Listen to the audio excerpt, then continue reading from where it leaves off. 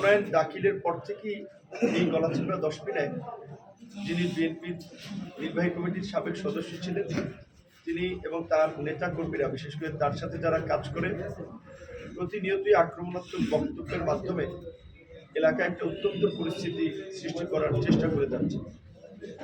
বিশেষ করে গত পরশু আমি ফেসবুক লাইভে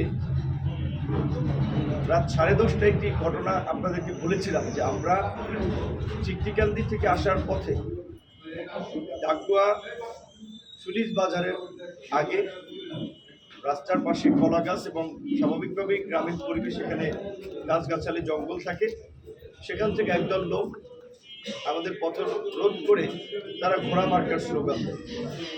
এই জাতীয় নির্বাচনে যেহেতু নির্বাচনের পরিবেশ বানচাল করার জন্য দেশি বিদেশি একটি অপশক্তি কাজ করছে এবং বেশ কিছু প্রার্থীকে এবং প্রার্থীর সাথে কাজ করে এমন কয়েকজন সমর্থককে আপনারা জানেন ঢাকা, চট্টগ্রাম সহ দেশের বিভিন্ন স্থানে হত্যা করা হয়েছে।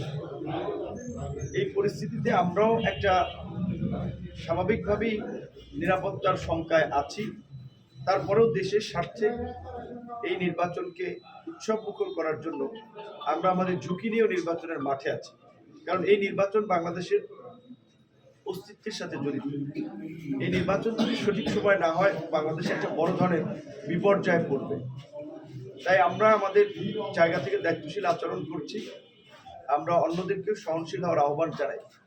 কিন্তু আমরা লক্ষ্য করেছি যে আমাদের যিনি স্বতন্ত্র প্রার্থী হয়েছেন তিনি উদ্দেশ্য প্রণোদিতভাবে বিভিন্ন ধরনের অশালীন এবং আক্রমণাত্মক বক্তব্য দেওয়ার মাধ্যমে তিনি আলোচনায় থাকতে চান এবং আমাদের নেতা কর্মীদেরকে বাড়ি বাড়ি গিয়ে হুমকি দেওয়া হচ্ছে।